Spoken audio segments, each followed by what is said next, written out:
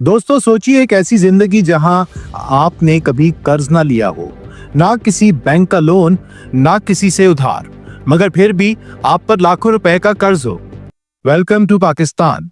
पाकिस्तान का हर शहरी, चाहे वो एक माँ हो जो रोज घर का चूल्हा जलाती है, या एक स्टूडेंट हो जो कि अपनी फी और अपने फ्यूचर के लिए जंग लड़ रहा हो, या कोई मजदूर हो जो कि दिन भर बेचारा पसीना बहाता है, सबके सर पर एक ही बोझ है। स्टेट बैंक ऑफ पाकिस्तान की रिपोर्ट 2024 के मुताबिक हर सिटीजन पर 3,18,000 रुपए का कर्ज चढ़ गया है।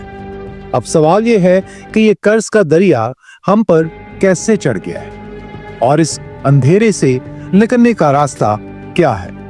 आज हम इस कहानी को तफसील से समझने की कोशिश करते हैं। और याद रखिए, ये सिर्फ एक नंबर नहीं है, ये आपकी और मेरी जिंदगी का सच है।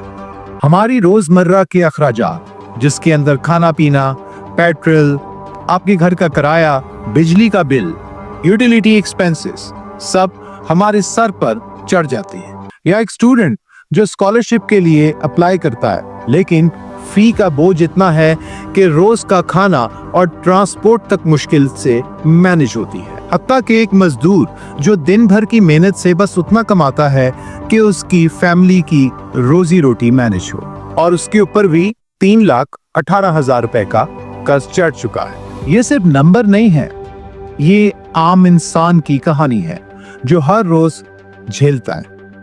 और ये दिखाता है कि कर्ज का बोझ सिर्फ इकोनॉमी का मसला नहीं है, बल्कि हर घर, हर फैमिली और हर सिटीजन का रोजाना के फैसलों को अफेक्ट करता है। महंगाई का असर सबसे पहले फैलता है हमारी फूड इन्फ्लेशन के ऊपर। या सैलाब आया, इससे नुकसान क्या हुआ? इन्फ्लेशन, महंगाई। हालात ये है कि जिंदगी सस्ती और रोटी महंगी हो गई है। सो economic policy and business development के मुताबिक सिर्फ 10 साल पहले यानी 2014 में हर पाकिस्तानी पर 90,000 रुपए का कर्ज था। आज वही कर्ज 3 गुना ज्यादा बढ़कर 3,18,000 रुपए तक जा चुका है। सिर्फ एक डेकेड में मुल्क ने इतना कर्जा इकट्ठा कर लिया है कि नेशनल बजट का सबसे बड़ा हिस्सा कर्ज की अदायगियों में जाया हो रहा है। और इसका मतलब है कि हर साल बिलियन ऑफ रुपीस सिर्फ कर्ज के सूद पर खर्च हो रहे हैं, जो कि डेवलपमेंट और वेलफेयर प्रोजेक्ट्स को इफेक्ट करते हैं। और सबसे खौफनाक बात यह है कि ये कर्ज हर साल 13% के रेट से बढ़ रहा है। IMF की कंट्री रिपोर्ट 2023 के मुताबिक, मतलब सिर्फ 6 सालों में ये बोझ डबल हो जाता है। अगर आप 3 लाख के मकरूज हैं तो चंद साल बाद ये 6 लाख हो जाएगा। और इसका असर सिर्फ आपकी जिंदगी पर नहीं, बल्कि अगली नस्लों पर, आपके बच्चों पर और उनके बच्चों पर भी होगा। पाकिस्तान के कर्ज का 65% फॉरेन लोन्स हैं, यानी डॉलर और यूरो में, और सिर्फ 35% इंटरनल लोन्स हैं जो रुपीस में है। और ये मैं नहीं कह रहा, ये आपकी मिनिस्ट्री ऑफ फाइनेंस बोल रही है अपनी 2024 की रिपोर्ट के मुताबिक। इसका मतलब है कि जब रुपये की वैल्यू गिरती है तो फॉरेन लोन्स का बर्डन और बढ़ जाता है। यानी अगर डॉलर की कीमत 200 रुपए से बढ़कर 350 रुपए हो जाए तो वही कर्ज रुपीस में दुगना हो जाता है। और यही वजह है कि करेंसी डेप्रिसिएशन और ग्लोबल इकोनॉमिक शॉक्स का असर डायरेक्टली आम सिटीजन पर पड़ जाता है। नाजरीन, ये मसला खाली पाकिस्तान का नहीं है, ये हमारे बाकी नेबर्स का भी है। अब श्रीलंका की मिसाल ले लें, जहां डिफॉल्ट ने मुल्क को घुटनों पर ले आया। उनका कर्ज GDP का 96.8% है। लेकिन अगर आसपास के मुल्कों को देखें तो तस्वीर और साफ होती है। वर्ल्ड बैंक की रिपोर्ट 2024 के मुताबिक इंडिया 57.1%, बांग्लादेश 36.4% और पाकिस्तान, हमारा कर्ज GDP का 70.2% है, जो कि आपका स्टेट बैंक ऑफ पाकिस्तान अपनी रिपोर्ट 2024 में मेंशन कर रहा है। यानी हम अपनी फिस्कल रिस्पॉन्सिबिलिटी एक्ट की मैक्सिमम लिमिट, जो कि 60% थी, से 10% ज्यादा ऊपर है। ये सिर्फ एक नंबर नहीं है, ये एक रेड अलार्म है जो हमें बताता है कि हम डेंजरसली क्लोज हैं श्रीलंका जैसी सिचुएशन की, जहां डिफॉल्ट और इकोनॉमिक कोलैप्स ने आम लोगों को असली बर्डन दिया है। अब सवाल उठता है कि ये कर्ज कब लिया गया, किसने लिया और कितना लिया। इस टाइम पे जो बच्चा पैदा हुआ है वो ऑलरेडी एडवांस में डेप्ट में है। कौमी इनाम मिला है उसको पाकिस्तानी होने का 3,18,000 कर्ज। ये हैरान होने वाली और परेशान होने वाली दोनों बातें हैं।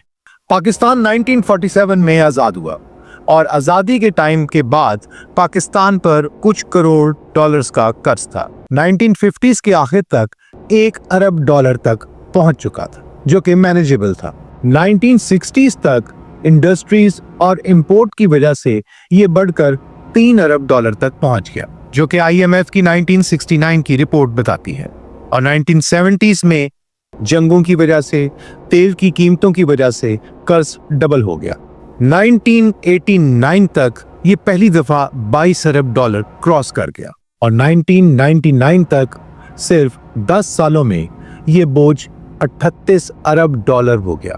2009 में कर्ज 50 अरब डॉलर क्रॉस कर गया। फिर आया 2010 जिसमें सीपेक प्रोजेक्ट्स, IMF लोन और मुल्की एक्सपेंसेस ने कर्ज को रॉकेट की तरह शूट कर दिए। स्टेट बैंक ऑफ पाकिस्तान की 2019 रिपोर्ट के मुताबिक ये 110 अरब तक पहुंच गया।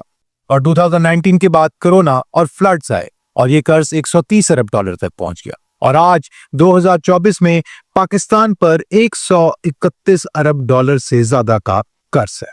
सोचिए, कुछ करोड़ से शुरू होने वाली कहानी आज 131 बिलियन डॉलर्स पर खत्म हो रही है या शायद अभी भी चल रही है। और अगर हमें फाइनेंशियल डिसिप्लिन और ग्रोथ पॉलिसीज को इंप्लीमेंट ना किया तो ये नंबर और भी डेंजरस लेवल पर जा सकता है। पाकिस्तान में इतने ज्यादा इंटरेस्ट रेट्स हैं कि सिर्फ कर्ज का सूद चुकाने में इकोनॉमी का 7.7% खत्म हो जाता है। इसका मतलब है कि स्कूल्स, हॉस्पिटल्स और डेवलपमेंट प्रोजेक्ट्स के लिए पैसा बचता ही नहीं है हमारे पास। 2020 से अब तक रुपये की वैल्यू 71% तक गिर चुकी है। फॉरेन लोन्स रुपये टर्म में 88% बढ़ गए हैं। इसका मतलब डेवलपमेंट फ्रीज, हुकूमत के पास डेवलपमेंट के लिए पैसा ही नहीं बचता। इंफ्रास्ट्रक्चर, सरकारी हॉस्पिटल्स, यूनिवर्सिटीज, रोड्स सब फ्रीज हो चुके हैं। डेवलपमेंट फिलहाल कुछ भी नहीं है और ये सब चीजें आम बंदे की रोजमर्रा की जिंदगी पर डायरेक्ट असर डालती हैं। महंगाई बढ़ रही है और रोजमर्रा का खर्चा मैनेज करना बहुत मुश्किल हो गया है। असल मसला ये है कि हर हुकूमत ने कर्ज तो लिया लेकिन उसे प्रोडक्टिव जगह इन्वेस्ट नहीं किया।